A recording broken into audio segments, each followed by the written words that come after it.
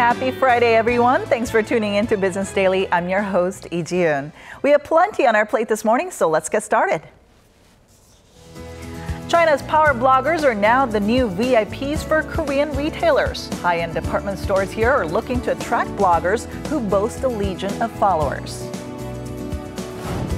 Yachting is not a hobby enjoyed by many here in Korea, at least not just yet. But the country is looking to change all that and grow the industry. But first, let's get a check of today's top business stories. We begin over at the Bank of Korea, where it has slashed its key interest rate again to a new record low of 1.5% on Thursday. Now, the BOK said this was done as a, quote, preemptive measure against the looming negative effects of the MERS outbreak in the country. The central bank lowered its interest rate by 25 basis points, the fourth downward revision in less than a year. The MERS outbreak has become a great source of concern, with over 85,000 foreign tourists canceling trips and local spending dipping.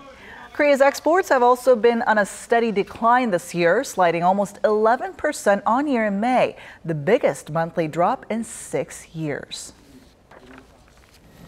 Korea's import prices measured in the country's local currency have climbed in May, following a gradual rebound in global oil prices.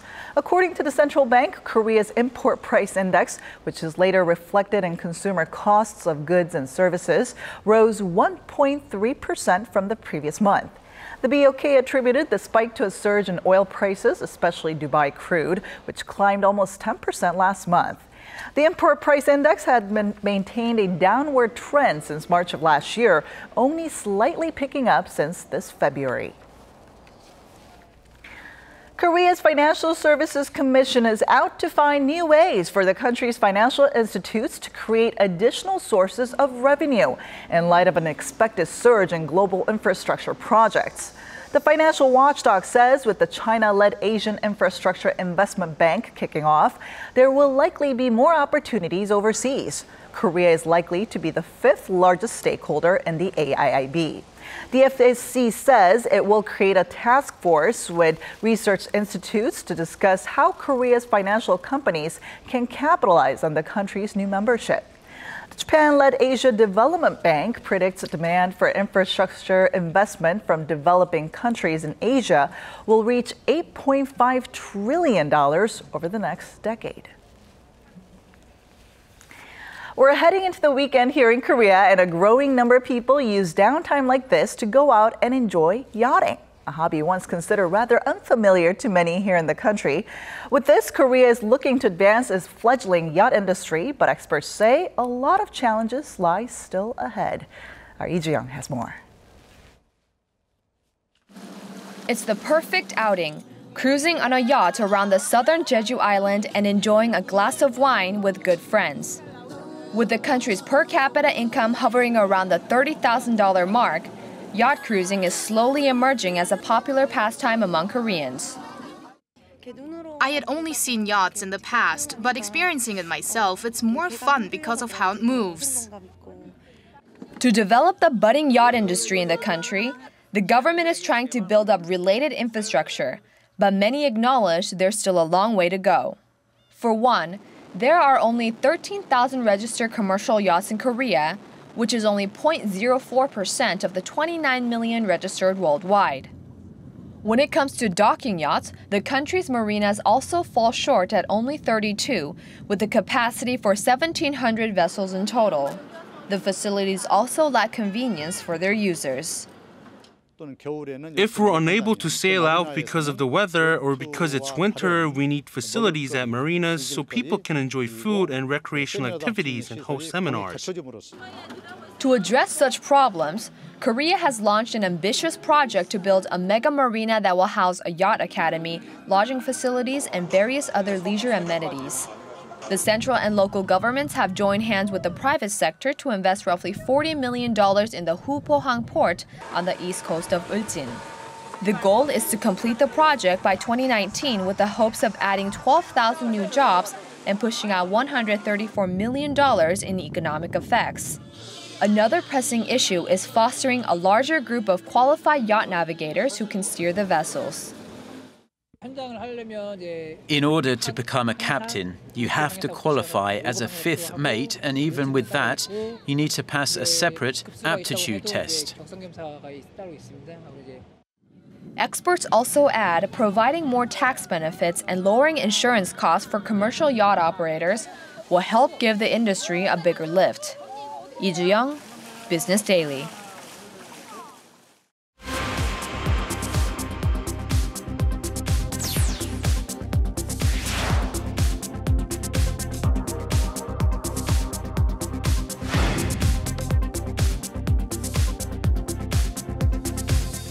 Now, we don't really have to remind you that Chinese tourists are a big deal for Korea's retailers, but their demographic and spending patterns are changing. With more, we're joined by Eunice Kim in the studio. Hello, good morning.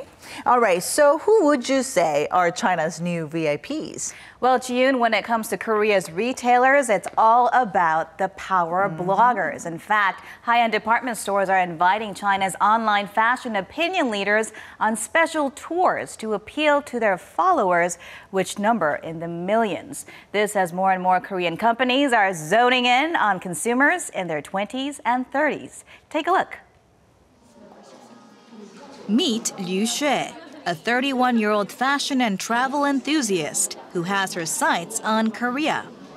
Staying at the 5-star Westin Joseon Hotel for 3 nights and 4 days, her lodging and meals are free. Most of Liu Xue and her party of 4's itinerary is packed with shopping. A swing through Shinsegae department store and its level committed to high-end luxury brands.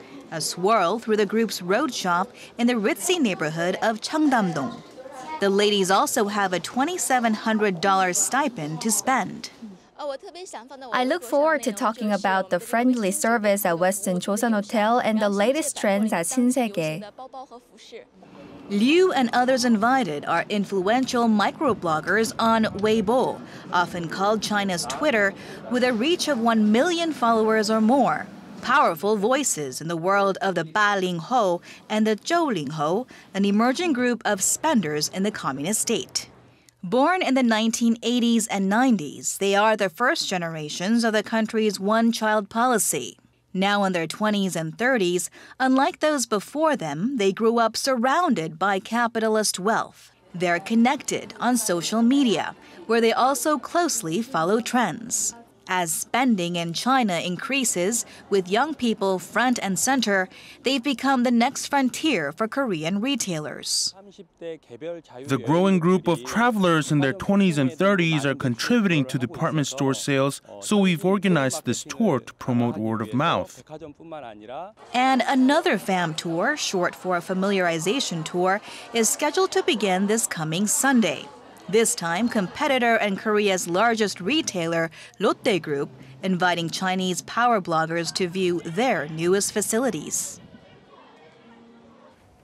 So we really can't ignore all the power that these power bloggers possess, especially in China, where now social media is gaining a huge following. Absolutely. And Korean retailers are eyeing this fresh group of consumers born in the 80s and 90s. What's the main reason behind that? Well, for one, they're growing in size. They're making up a bigger proportion of the overall Chinese incoming tourists. In fact, according to analysis conducted on China's leading online travel agency, Ctrip, some 60% of its travelers were born in the 80s, while those born in or after 1990 made up 20%.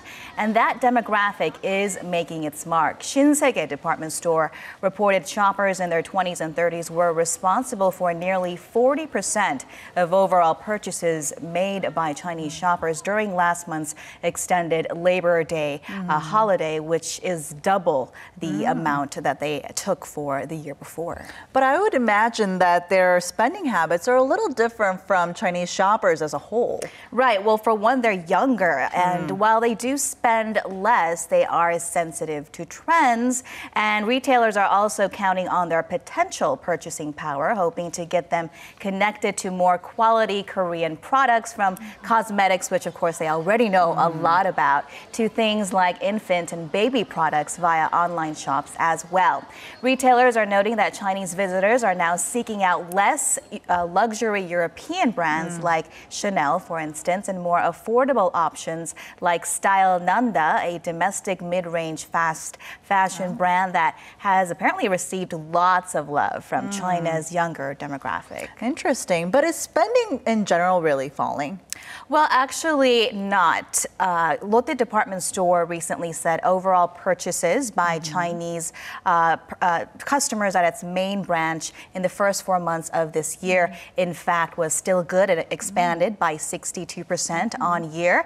But when it came to average per capita spending, it did contract 11% on year and 36% from 2013 to $520 per person. So for Korea's retailers, that makes sense to drop nearly $10,000, tour packages for power bloggers like Liu She to ensure that these younger bloggers are in the know of their best and new products, and by extension, of course, their millions of followers as well. I personally check a lot of power blogs for cosmetic products and baby products and all that, and it's very helpful, actually. Yeah, it can be a great place for insights. All right, thank you so much for coming in today, Eunice. My pleasure. Thank you for having me.